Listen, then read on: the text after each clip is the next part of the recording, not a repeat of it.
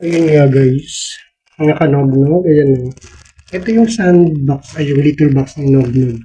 Actually, hindi siya box talaga. Bumili lang ako ng planggana kasi wala akong maano, wala pa akong box na mabilang sa kanya. Pero pansamantala, ito lang muna yung gamit ko. And sa ngayon, ano tayo, maglilinis na tayo nito kasi magdamag na yan yung ginamit. So sigurado may laman na yan. So samahan niyo ako, papakita ko sa inyo kung paano ko pinapalaro. Naglagay nga pala ako ng plastic glue sa kamay niya, no? Kabilaan. Just to make sure kasi, alam niyo na, maamoy talaga matapang yung amoy ng mga pupo. So, let's go. So, ayun, ngayon, matatanggal na tayo ng mga pupo niya dito sa sand basin. Kasi, kailangan na to, magdamag yun ng ginamit. And then, gagamitin na natin to scooper, metal scooper, sand scooper na in-order ko sa online. Siyempre muna, kailangan natin ito. Ito yung, kahit ano, pwede nyo gamitin basta ganito. Tapos lalagyan natin ito ng plastic. Ano kung bakit? Lalagyan natin ito ng plastic kasi dito natin ilalagay yung mga masasalok natin pupo. Para pag nandito na siya, babalutin lang natin, tapos diretso na siya sa basurahan o sa lagayan. Ito na. Pakita ko sa inyo kung paano ha. Wait lang. So ayan, nakita ninyo, kalkal na niya yan. Tignan natin kung may mga laman na. Di ba? Dami yan, laman yan, no? Kasi tabi po sa nga kumakain, talagyan natin dito. Siyempre, pag kumakain ito, hindi maiwasan na may masasama talagang buhangin. Kaya nga itong buhangin na ito nauubos ito katagalan. Ayan o. Ayan, diba? So, ayan, nasasala na yung mga pupo niya. Ayan o. Dami na, diba? Magdamag na kasi niyang ginamit yan. Sari-sari na kumakain. Siyang tayo dito. This video is for, ano lang muna, sharing purpose lang muna. Paano pa rito kanina?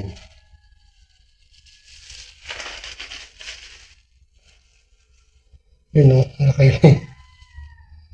Nasaan na yun ito? Yan, diba? Mabuti nga ganito yung texture ng dumi niya kasi yung iba, sinashare nila sa akin yung experience nila. Ano daw? Basa yung pupo. Yan, ganyan o. Noong nakaraan, hindi pa ito yung scooper na gamit ko.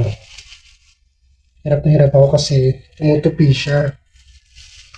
Actually, mga kanog-nog, ang gamit ko lang na buhangin ngayon ay yung pinagbistayan lang to. Kaya may amoy pa siya. Yung binili ko kasing sand liter talaga niya, hindi ko pa nagagamit, hindi ko pa nabubuksan.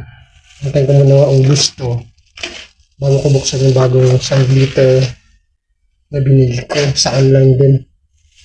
Hindi ko pa nabubuksan yun eh. Yun kasi walang amoy yun. Nakakatanggal, tinatanggal yun ng amoy. May ano siya, scented kasi yun yung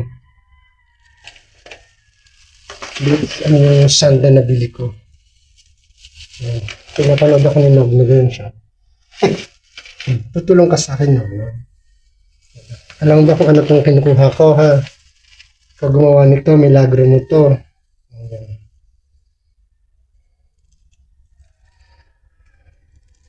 Yan, no? Didiri siya sa dumi niya, oh. Tingnan niya, oh. Hi ka sa kanila, hello po. Lalaki po si Nog. Hindi naman sa ayaw ko ng babae, kaya lang babae kasi, tapos in heat nagpipilit lumabas pag babaeng pusa. Well, pag lalaki rin naman, kaya lang hindi naman dumadami kasi ang lalaki. Kaya okay lang sa akin lalaki. Ayoko lang babae. I mean, ayoko lang alagaan. Hindi naman sa ayoko talaga. Or I mean, ayoko lang mag-alaga ng babaeng pusa. Yan. So, siguro okay na to. Yan. Natanggal na siguro lahat. Di ba? Nog-nog, wala na? Wala na? Nog-nog. Yan. So, let's go. So, wala na. Okay na to. So, ayun guys. Okay na. Natanggal ko na. Tingnan mo yung pupo niya. Yan, sorry po sa mga kumakain. At ayan na po. Magbababay na sa inyo si Nognog. Tingnan mo na, Nognog. Hey, suplado mo ah. Ayun o. Susulok na naman siya. Nandidiri siya sa amoy niya.